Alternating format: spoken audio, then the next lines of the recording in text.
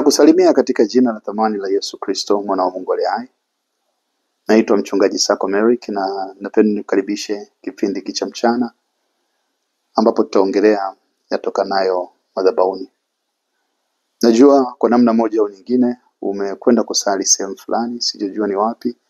Lakini Mungu akubariki, angalau umechukua hatua kwenda kusali, kwa sababu mtu anayesali anakuwa karibu na Muumba wake, na kuwa karibu na Muumba wako maana yake kuna neema nyingi katika maisha yako. Biblia inasema kwamba mtafutao kwa bidii watamuona. Kuongela Mungu ataonekana kwako. Na Mungu akionekana kwako, hakuna kitakachoweza kusimama ambacho ni kiovu.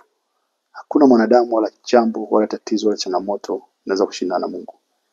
Kwa endelea, unapoendelea kung'ang'ania katika madhabahu na kwenda kanisani, Mungu atazidi kudhihirika. Siku ya leo katika huduma tumekuwa na somo linaloitwa kumtegemea Mungu katika majira na nyakati zote. Na zaidi napenda kuongea kuhusu majira, kwa sababu majira ya mwanadamu yako fixed, yako pale pale, hayabadiliki. Ila kila mtu ana majira tofauti tofauti kulingana na neema na mambo mbalimbali katika Mungu.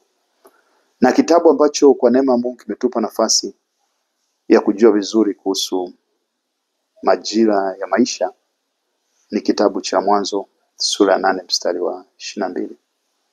Ambacho kinasema kadri inchi idumupo, majira ya kupanda na kuvuna, majira ya joto na baridi, majira ya usiku na mchana, majira ya mvua na kiangazi hayatakoma. Kwa kimaandiko, hayo ndio majira makubwa 8 ambayo mwanadamu yoyote, mimi na wewe tunapitia. Swali ambalo ni gumu ni tunamtumainiaje Mungu katika majira yote? Kumtumainia Mungu maana yake kuwa na imani. Na imani kulingana na kitabu cha Ibrania 11 mstari wa 1 anasema ni uhakika wa mambo yatarajiwayo. Ni kuwa na uhakika. Ni udhibitisho wa mambo ambayo hayajaonekana bado. Kwa ina maana kulingana na kitabu cha Warumi sura ya 10:17, imani huja kwa kusikia na kusikia neno la Kristo. Kwa ina maana kile alichokisema Mungu ulichokisikia kwenye maandiko matakatifu ambacho ni Biblia kuhusu jambo fulani ndicho tunachokisimama nacho, ndio imani na ndio kumtegemea Mungu katika hali zote. Sasa tuangalie mambo mbalimbali. Cha kwanza tuangalie mtu ambaye alikuwa baba imani, alikuwa anaitwa Abraham au Ibrahim au Abraham, na aliwezaje kusimama katika imani. Tunaona katika kitabu cha Mwanzo sura ya 12 mstari wa 1, Ibrahim au Abraham akiwa na miaka 75, Mungu aliweza kwenda kufanya jambo la tofauti kwenye maisha yake. Akamtembelea. Mwanzo sura ya 12 mstari wa 1 mpaka wa 3, akamwambia aondoke kule kokuwa, akamwambia nenda sehemu nyingine ambayo haijui, hajawahi kutokea. Biblia inasema kwamba Abraham alitii. Kwa kitu kikubwa katika imani ni utii. Mungu anapenda kuona ukimtii anapokupa maagizo. Na maagizo yanatoka kwenye maandiko, yanatoka kwenye watu wa Mungu, yanatoka kwenye Biblia. Lakini pia yanatoka kusikia sauti ya mafundisho ya neno la Mungu. Mungu anapokuwa anaongea au anafundisha, basi kuna wakati Mungu anaongea na nafsi yako. Unapotii ndio kitu ambacho kinakupa kumtegemea Mungu katika majira yote. Sasa tumeongea kuhusu majira ya mwanadamu na tumesema kuna majira makubwa 8. Labda tuanze kuangalia machache leo. Majira ya kwanza ni majira ya kupanda. Kitabu cha Mwanzo sura 8 mstari wa 22. Naomba nikwambie wazi na napenda niweke sawa. Haiwezekani ukavuna kitu ambacho hujapanda. Na ukifanya hivyo maana yake ni wizi. Kwa mavuno yote ambayo unategemea atakuwa na baraka na atakaobaki na kudumu ni mavuno ambayo utakuwa ulipanda. Nategemea kwamba apandaye atavuna. Kuna wakati au majira ya kupanda na majira ya kuvuna. Sasa ukisoma kwa bidii katika kitabu cha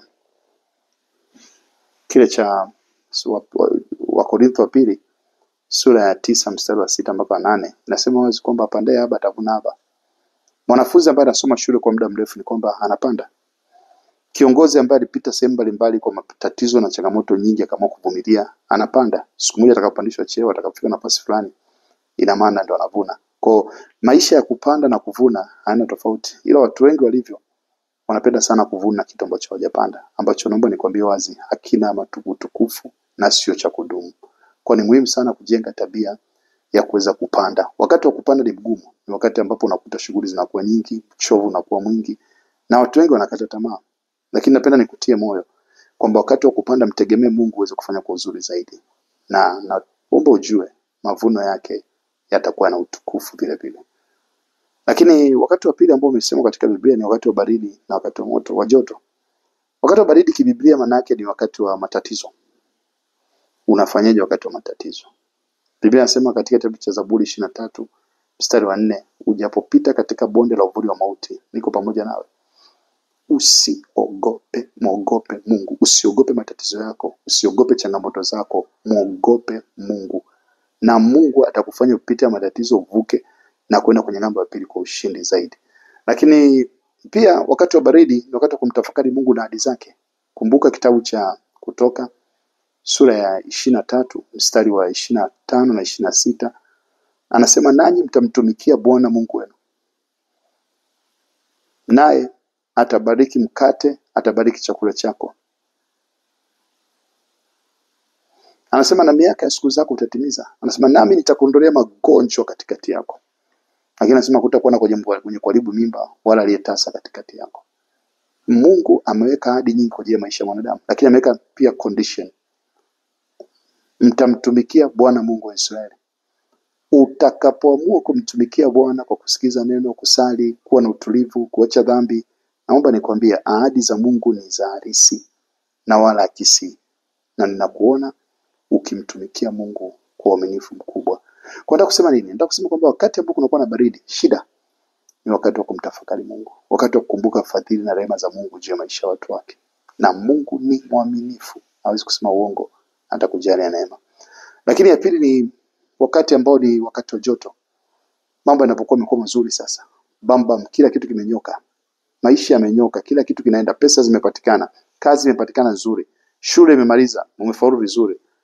Ni wakati wa kumshukuru Mungu, wakati wa kunyenyekeza. Ukikosea hapo, haitapita muda inakula kichwa kwako. Kwa jitahidi sana wakati wa kumshukuru Mungu. Unapokuwa umefanikiwa sana, mwambie Baba, naomba unisaidie. Pendo katika Bwana, kwa leo hayo ndio ilikuwa ujumbe ambao tumekuwa nao katika nyumba ya Mungu. Ninakupenda, nashukuru sana kwa kuchukua nafasi kuweza kunisikiliza.